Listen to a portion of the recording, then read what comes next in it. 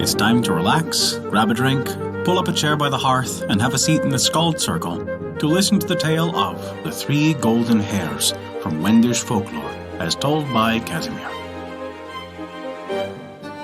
Before we begin our story, we wanted to remind you that we release new tales for free every week. Our shorter tales release on Wednesdays, and our longer chapter stories release on every other Saturday. Find out where you can hear them on our website at thescaldcircle.com. And be certain to subscribe to us on Apple Podcasts, Google Podcasts, Podbean, Spotify, or whatever your favorite podcast app is. That way, you'll never miss out on one of our enchanting tales from around the world. And this is the tale of the 3 Golden Hairs. In former times, there was a peasant in a village. That time they grazed pigs in a common pasture. The peasant had a servant boy, 11 or 12 years old, who tended the pigs and piglets. One day, a ragman came to him with a wooden flute. The sow had 6 piglets, and the ragman said, "I will trade you this wooden flute for 3 of your 6 piglets. If you blow on the flute, your piglets will dance to the tune." The boy did not want to do this, fearing that his master, the peasant, would scold him and beat him. To that, the ragman said, "You can tell your master that you'll give up your wages for the piglets. It is possible that you'll gain much more with the flute than your lost wages." When the boy returned home with the pigs, the peasant asked him, "Where are the 3 piglets?" "I traded them to the ragman for this flute. He said the piglets will dance if I play the flute." The peasant was about to beat the boy, but the latter told him to take the value of the missing piglets from his wages. Early the next morning, the boy let the sow and the 3 piglets out into the farmyard and began to blow on the flute. To the amazement of the peasant, piglets danced. Never in his lifetime had he heard of piglets that could dance. He was now satisfied with the situation. From then on, the boy tended sows and piglets in the pasture, playing a little piece on the flute, to which the piglets danced. The people who came saw the dancing piglets, and they became famous in the entire village and also in other villages. Now, it happened that a young lady in the village heard about the dancing piglets. Early one morning, she went out to the boy and asked to buy one of the piglets. The boy was not allowed to sell one without asking his master. The peasant said, "You can sell them if you get a good price." Happily, the boy went to the pasture. The young lady asked, "What will you take for one of the piglets?" $100, and then you'll have to lift your skirt up to your knees." At first she did not want to do this, but finally she did lift her skirt up to her knees. "This boy knows a lot," she thought. Then the young lady took her piglet home with her and put it in the stall. The pig girl was to keep watch over it and report when it began to dance. A whole day passed, and the piglet did not dance.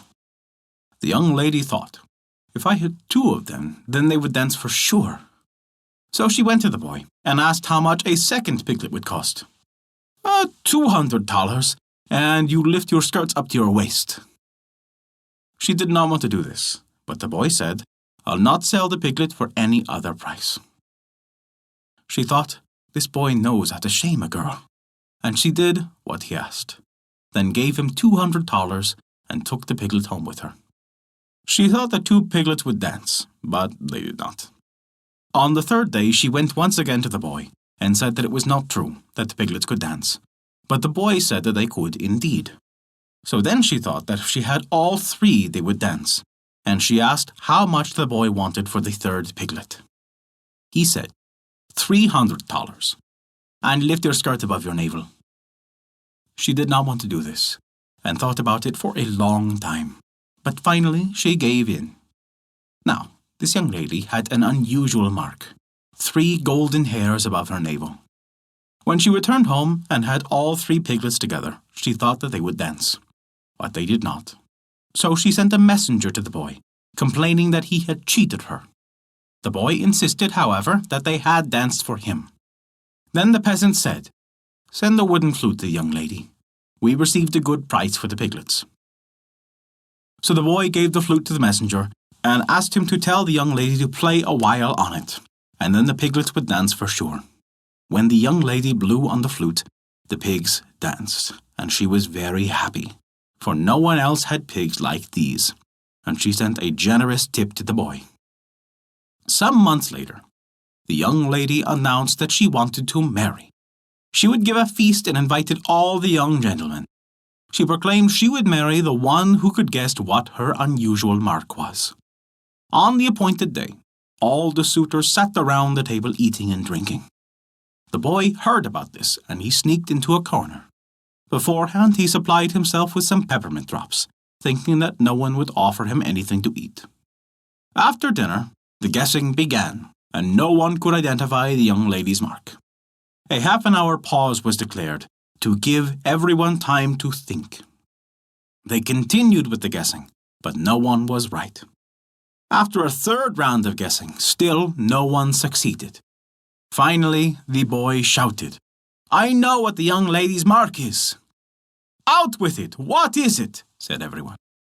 "She has 3 golden hairs above her navel." Then they asked the young lady if this was true. She had to admit that it was so, but she did not want to marry the boy instead of one of the young gentlemen. They then had to decide how to settle the dispute.